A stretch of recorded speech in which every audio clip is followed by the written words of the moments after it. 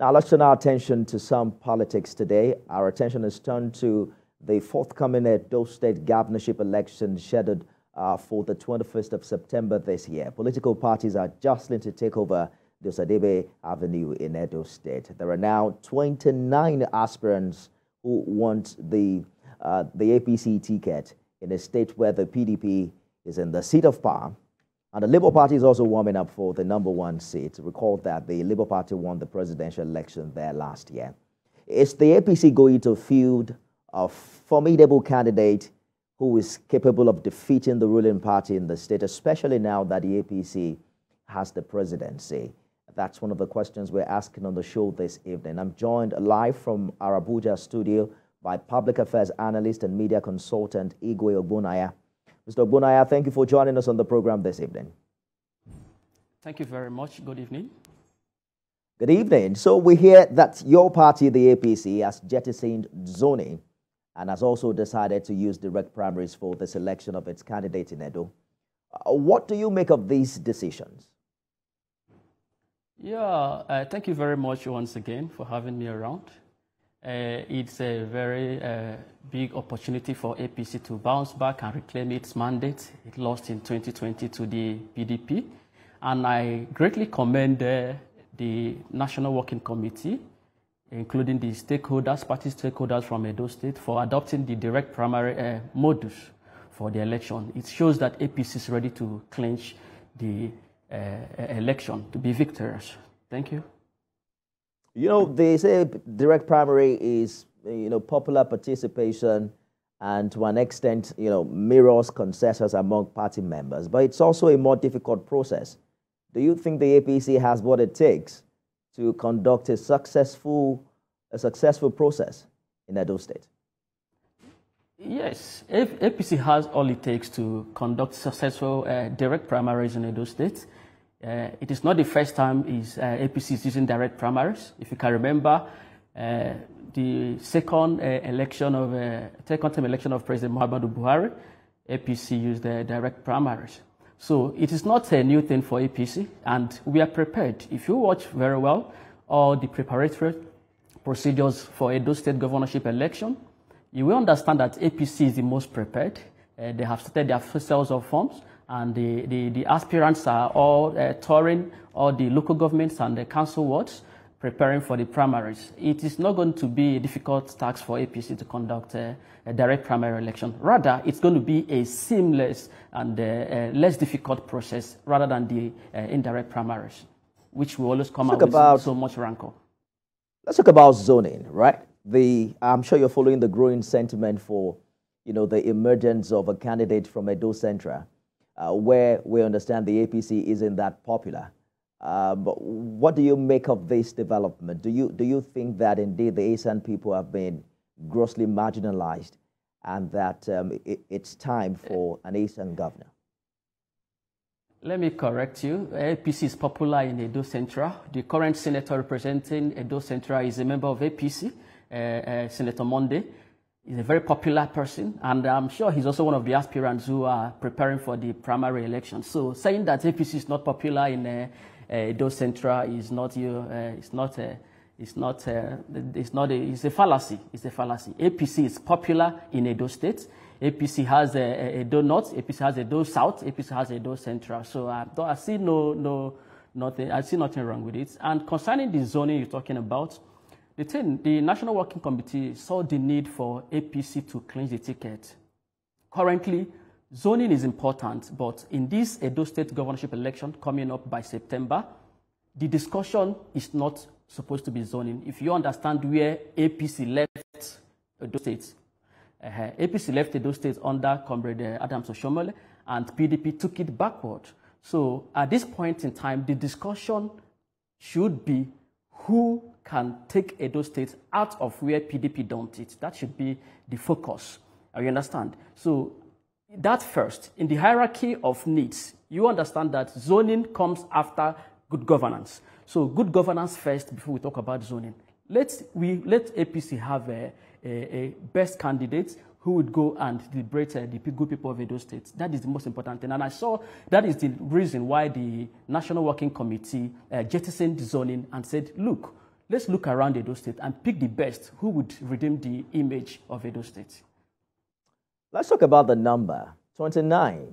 I mean, that's like, I don't understand. 29 people actually want your party's ticket. And there's the call for stakeholders who are calling for, for stakeholders to unite, rather, in trimming down this number.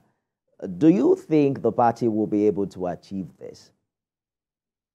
The party will achieve that because I believe in the capacity of the stakeholders from Edo State and also in the capacity of the National Working Committee, who are closely working with the stakeholders to ensure that APC has the best outing, to ensure that APC performs beyond what people are thinking at the moment. So the large number of aspirants tells you how ready APC is prepared to take over Edo State. They are the most prepared. That is why they have larger number of persons who are not happy with the situation on ground, who are not happy with the state of governance of Edo State. Edo State used to be the pride of the old Bendel states, and where Oshiohmole left it, someone else picked it and have not been doing well. And because of it, you see large number of persons from the APC coming on board to take the party to victory. I know they say the more the merrier, but it can also be the more the messier. Yeah. Particularly when you see how primary elections of this nature end up with the different interests and how people angrily not only leave the party but work against the party. After the conduct of such election. Yeah, if you read through the recommendation of the National Working Committee, you see where they recommended for the party stakeholders in the state to talk to the aspirants and possibly streamline the number of aspirants so that they will be coherent and they will work together. And I'm sure the members of APC in Edo State are not, the party supremacy and also the love for the party would always play around. And I am certain that once the stakeholders come together, distant time, the number will start dropping. I'm certain of that. You talked about the senator representing Edo North earlier, who's a former governor. He's considered a critical stakeholder in this election. And the interesting thing is that many of these aspirants have worked with him in the past. Pastor Yabo, was his candidate in 2020, who's gotten the ticket, the ticket twice now. There is Kazim Afegwa, who was a former commissioner under him. There is Clem Agba, who I spoke with, a few days ago, who was a commissioner under former governor Oshiohmole as well. When you talk about, do you think this will make consensus easier to achieve as to who should step down? Is this a situation where the former governor can just say, you know what, guys, we can't afford to go into this election with this huge number. You should step down for this person. Is it going to be that easy? Definitely. In politics, there always is a game, and I believe that the aspirants know what it takes to be governor. The former governor from Edo Central, who is a party stakeholder and a critical stakeholder for that matter. Nobody is going to be thrown out. He's qualified and he has the right to contest, and he has been a stakeholder in the party. So all we're talking about is I know and I'm sure of the preparedness of the National Working Committee to work things out in favor of the party. We've not had issues, and there's not going to be issues. The former, His Excellency, who I respect so much, is also a critical stakeholder, Pastor Osadebe. He's also from Edo South, and he has run before. But we are seeing new faces also coming, like you mentioned, the former Minister, State, Budget and National Planning, Prince Clemagba. You see new faces coming on board for the governorship, which tells you that the party is ready. And I'm sure persons like Clemagba and even the member of House of Reps, Dahosa, and the rest, they are all party stakeholders who are influential in the party. And I'm sure with the love of the party who they have stayed in for a while, it will be very easy to bring them in. And I know the president we have now, President Bola Ahmed Tinubu, is a father who knows how to bring his people together. You saw how it happened in Bayelsa State after the whole rigorous court processes, and the party became, even though the outing wasn't that favorable. But I'm sure the president and the National Working Committee knows how to work together with the party stakeholder in the state, and APC is on the right side. Despite Clemagba is from Edo North, is perhaps one of the newcomers into primaries of this nature, right? And, two-time former commissioner under Oshiohmole. How bright are his chances, really, when you consider the other aspirants in this race? Everybody is on the bright side, but if you look at the capacity of each of the aspirants, you will see you can easily differentiate between each of the aspirants. Clemagba, as I know, and I have observed, when he was the commissioner 2 times in Edo State, I know he performed very well, and that was what even made him to be nominated for Minister, Budget and Planning. He performed very well, and he's a very sound and intelligent, smart, and easygoing personality coming from Edo North. We also have other aspirants. So he has chances. After all, he's a stakeholder too, and he's a former minister, 2-time commissioner. So he has chances. He has very bright chances of clinching the party tickets.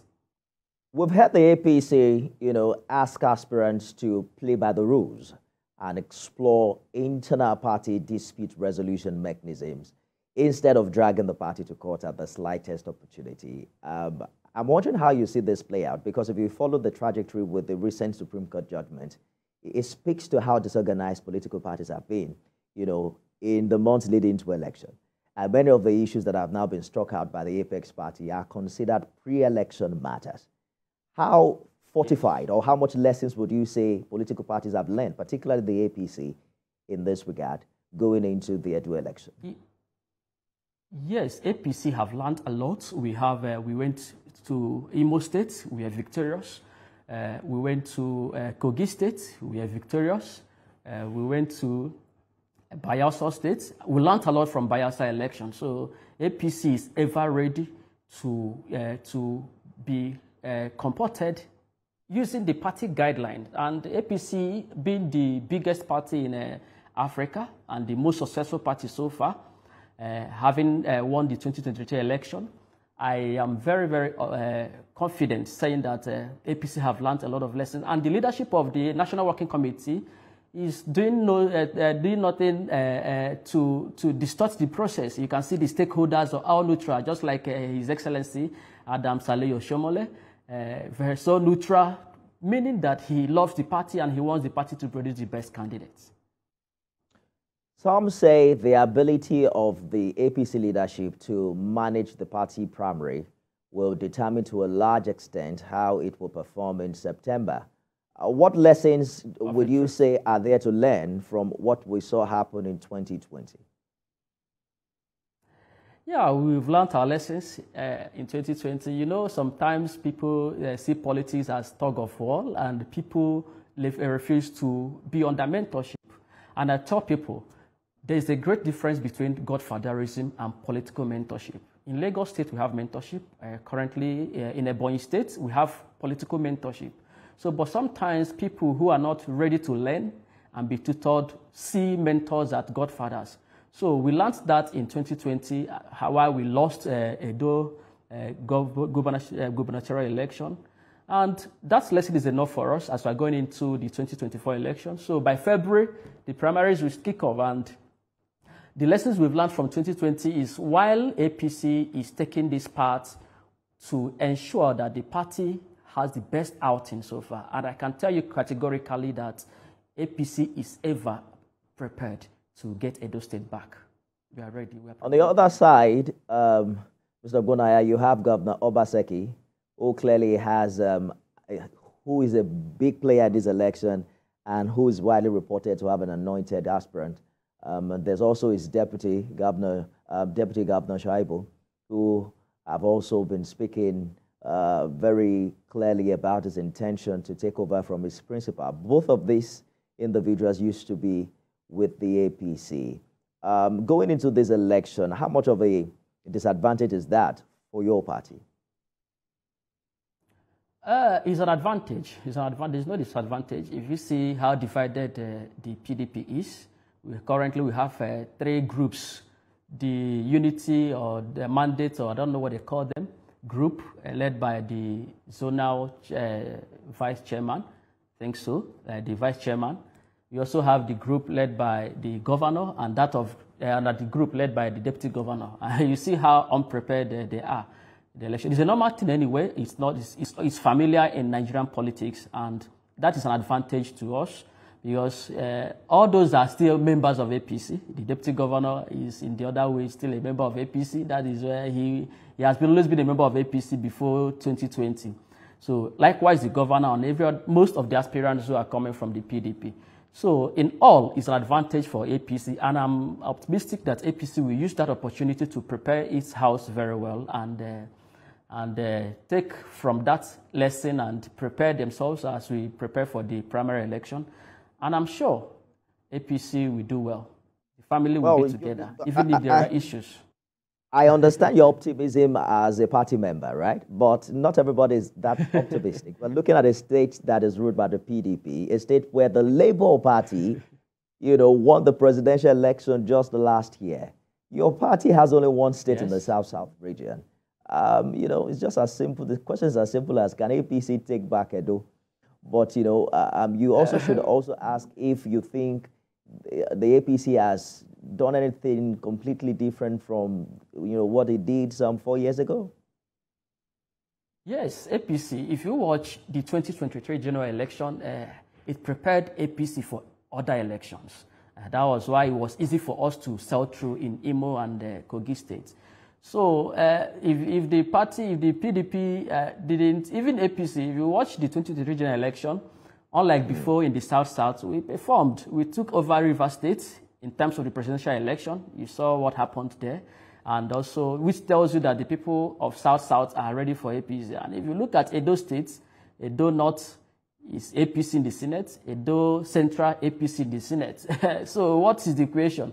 You will look at it, I will categorically tell you that APC is ready. Even in the Central, where people are saying that PDP is in charge, a first-timer used APC tickets to clinch the Edo Central senatorial election, telling you that APC is ever prepared. So we are not deterred, and we are going to do something different. In fact, we are already doing something different from what happened in 2020, and that is to tell you that the party is growing stronger, and I am sure direct primaries being adopted for this Edo election is of big advantage to APC because more members will be galvanized for the primary election, and they will be in the mood of the election up till September. Before I let you go, let me have your prediction. There are 29 aspirants now.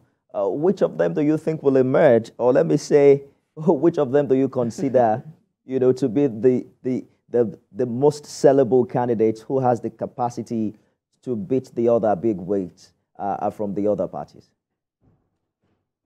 Sorry to say, it's left for the electorates to decide who is the most credible, but all our aspirants are credible. They have track records of good governance where they have performed, but that is why I told you that because of the caliber of aspirants coming, the party had to adopt direct primaries and jettison zoning so that it will give opportunity for electorates to look at the aspirants one-on-one and decide. So it's not left for me to say this is the best aspirants. We all have the best. In fact, APC have the best aspirants so far. If you look at the litany of persons who are coming from APC, you will see the best all in APC. So that's just the thing. Public affairs analyst, media consultant Igwe Ogbonaya, live for us in Abuja studio. Thank you for joining us. Thank you very much. That's our program, everyone. You can watch it again at midnight and at 6 a.m. tomorrow. Let's continue the conversation on X. Remember to tag me at Nifemi Ogunto. It's bye for now.